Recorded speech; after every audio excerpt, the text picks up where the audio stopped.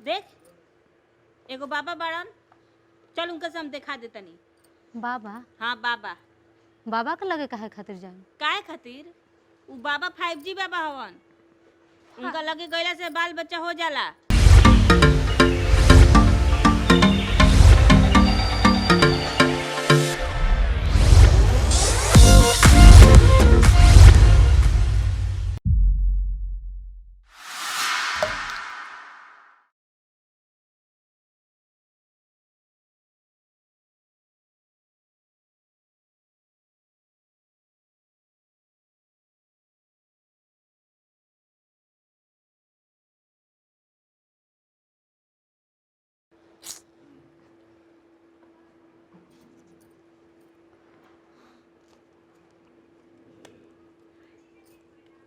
का महारानी सोचला से लड़का हो जाई?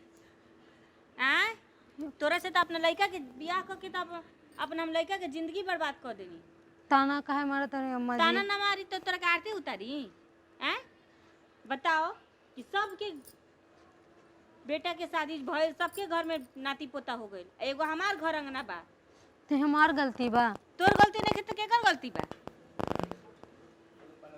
जब तोरा कोनो बात के तोरा तकलीफ रहे तो तोरा माई बाबू के कमी रहे तो कहे के चाही नू। तो हम का करी? रउए कुछ करी। सब कुछ के ठेका हम ही ले ले बानी। तो तहरे घर के बंश चाही ना, तो रउए कुछ करी। हम भी तो परेशान बानी। आदमी के कर्मों कैला से बाल बच्चा होखेला। जब आदमी वैसन कर्मे ना करे तो बाल बच्चा कहाँ से होई? ज्यादा ताना ना मारी हैं? अम्मा जी, पूजा इतना पाठ भी कहियो मत करे ले? ना करेनी। भगवान के कबो आरती दिखावे ले? सूर्य भगवान कभी जल चढ़ावे ले? उठ सुत के भकोस लेवे के बा। आ जब देखो तब एकदम मुंह बना के बैठा रहे के बा। जितना बोले के बा बोल ली। हमर नसीबे में लिखल बा ताना सुनत हई तहार ताना। जितना बोले के बा बोली, का करी हम? तो सुनबू ना तो जैबू कहाँ? देख एगो बाबा बाड़न, चल उनका से हम दिखा देतनी। बाबा? हाँ बाबा। बाबा के लगे काहे खातिर जाए? काहे खातिर? उ बाबा 5G बाबा हवन। उनका लगे गईला से बाल बच्चा हो जाला। बाबा के पास गेला से? हाँ कितना लोगो जो गइल बा तो कितना लोग के लइका। अरे अम्मा जी, डॉक्टर के पास ले चली। जेकरा लइका नहीं के ओकरा लइका हो गइल बा, जेकरा धन संपत्ति के दुख बा उ हो गइल बा, जेकर बेटा के बियाह नहीं के हो चाहे बेटी के बियाह नहीं के हो तो ओकर बेटी के बियाह हो जाता है, बेटा के बियाह हो जाता। साचे से होला? तो सच्ची ना तो झूठ हो? हम तो सुनले हैं कि डॉक्टर के पास जासे होला। तोरा माई बाप के तो कोनो चिंता नहीं के, तो हमार घर के वंश बढ़ाए के तो हम ही नु चिंता करेम। तो रउए चल जाए न। रहुए चल जाई? हाँ। तो दिमाग खराब बा रे? ते पगला ओगला स्पेरिस का माने डॉक्टर ही आदमी जाई या मरीज घरे रही तो हो जाई? तो डॉक्टर कन जाए के नहीं खे नु, बाबा के लगे जाए के बात। रउए चल जाए, हम का करम जाके? तो बाबा के लगे जाए के बता तोरा के देखियन तब नु कि हमरा के देख के दे दियन जड़ी बूटी तो हो जाई। ई बात अजीब सही में ई पागल मेहरा रुबिया का है दादा। हैं? हमरा जाए के मन नहीं के करत, दिल नहीं के मन नहीं के करत। ते तो इहे चाहते बड़ीस कि हमरा घर के वंश आगे ना बढ़ो। एगो लोग रहेला कि चल हाय दादा, ई कैसन बात बोलेली? कुछू करेला। हमरा नहीं खे चाहत, हमरो गोदी में खिलावे के मन करता। ते कहते सुनु कि हां अम्मा जी रोज जहां कहम ओजा हम चले, बाकी ते तो कहते कि ना हम ना जाए। ठीक बा, जैसन कहम वैसन सुनम। चली जहाँ ले जाए के मन बात ले चली। चल अभी देख काल के फेरा में छोड़ दे। काल ना ए बेर बाबा बैठल होयन, कहत रहे उ का कहतनी हमर सखी गई रहे। अच्छा चल ए बेर चल। ठीक बा, चली खाए तैयार बना देल बड़े नु? हाँ, बना के रख हाँ देंगे। ठीक बा। बबुआ के फोन करके कह दिए कि 2 घंटा टाइम लगी, अभी खाना खाए ना आए। ठीक बा। चल अभी चल।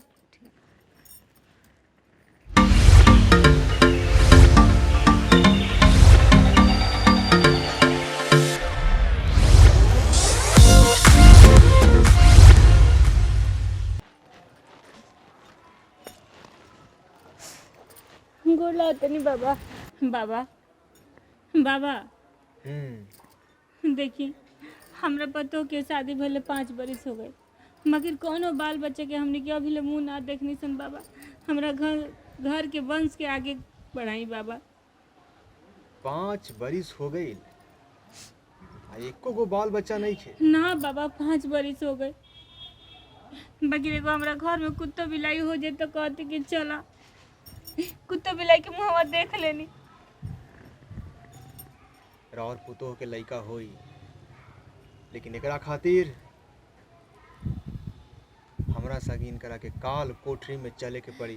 ठीक बा बाबा, हर वो जहाँ ले जाए वो ले जाए। कहे जाए कहीं भी कहे चल जाए माँ जी। अरे दवाई करावे, उपाय करावे, तू काहे नहीं को बात के समझत? तो काल कोठरी में हम कहे जाए? अरे बाबा ओजे जाके जड़ी पियई हन, अब बबे नु जाना तनी। अच्छा, जड़ी बूटी बाबा जी।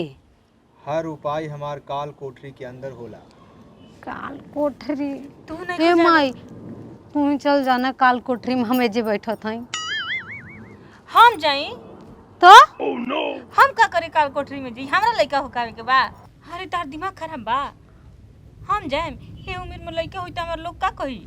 तू अंदर जाए से लइका होई का? हम एजे बैठम, रउए जाई न देखी पहले अंदर। फैसला कर ली केकरा के लइका चाहिए। हमरा ना चाहिए बाबा, हमरा पतो हो के चाहिए। ना ना, हमरा कोनो दिक्कत ना। माई तोहरे के लइका हो जाए त का दिक्कत बा? अरे तोहर दिमाग खराब बका हो, छठिया गल बाड़ू। हम अंदर ना जाए काल कोठरी में। ना जब तो कैसे होई? दवाई जेकरा बीमारी होला उ नु खाला। बीमारी होई तारा दवाई पी लेम हम तो ठीक हो जाई। जल्दी फैसला करी, टाइम नहीं कि हमरा लगे। अब बाबा हम फैसला कर लेल बनी। केकरा के लइका चाहिए? हम ही चलब, का करी? हमरे के लइका चाहिए। ले जाए बाबा। ना बाबा, हाय दादा, ना बाबा, ना बाबा, राम राम राम राम राम राम राम। कितना लइका हरवा के? एगो बेटा ह बबुआ बाबा, एगो हमार आँख के लकड़ी हमर लइका बा। एक आध बार ले ली। ना ना बाबा जी ना। ठीक बा, चली। जा कनिया जा, बाबा के साथ भीतर जा। जात है माई जी। ले जाए बाबा, ले जाए। चली। मन तो नहीं खे पर जात हनी। जा कनिया, बाल बच्चा खातिर जाए के पड़ी। दवाई पी लेबू तो हो नु जाई।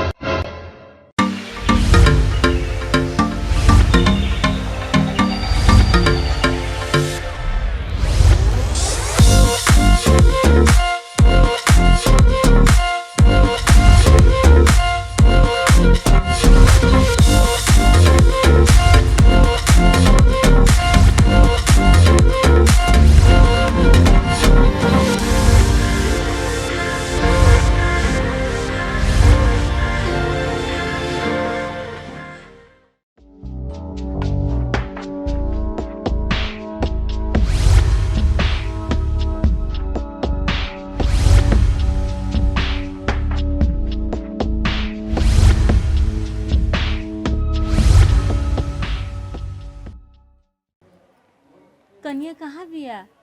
काम हो गया है, 10 मिनट में आवा ताड़ी। ठीक है बाबा। अब हमार घर के वंश आगे बढ़ जाए ना। हिस्ट पोस्ट लइका होई। बाबा राव जैसे नाम सुन ले बनी, वही तरह हमरा घर के कल्याण कर दी। अब ये हम चाहत नहीं बाबा। 7 पुस्त तक अब राउर खानदान में कोनो दिक्कत ना होई।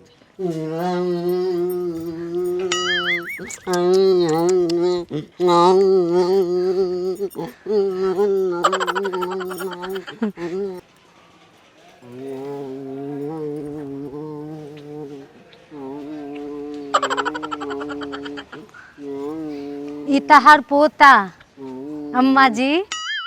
पोता? हाँ, बैठ जा। ये कैसे हो सकेला बाबा? ये 10 मिनट में इतना बड़का लड़का कहाँ से हो जाई? विश्वास नहीं के होखत ना। अरे ये तो हमार कमाल बा।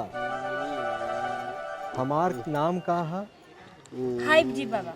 5G बाबा। अच्छा यही से हमारे यहाँ लड़का भी 5G स्पीड से आवेला। ना पाले के टेंशन, ना 9 बड़ा महीने करे के के टेंशन, और ना दर्द के टेंशन, ना डॉक्टर बैठ के यहाँ जाए के टेंशन। वाह वाह वाह वाह, राउर बहुत बहुत धन्यवाद बा बाबा कि इतना सुगर सागर हमरा के पोता दे। आओ बाबू आओ, जा आओ दादी के गोदी में चल जा बबुआ। आओ, चल जा चल जा चल जा जा जा दादी के गोदी में बैठ जा। आओ, बहुत ही खुश बाबे बाबा, गोदी हमर टूट जाए। ये बा हमार कमाल।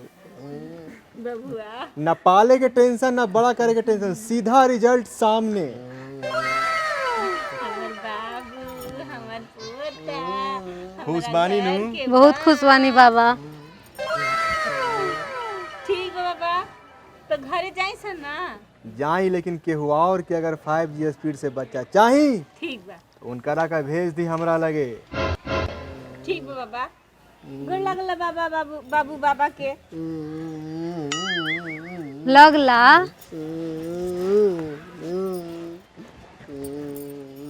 ठीक बा बाबा, गोर लगत तनी। अब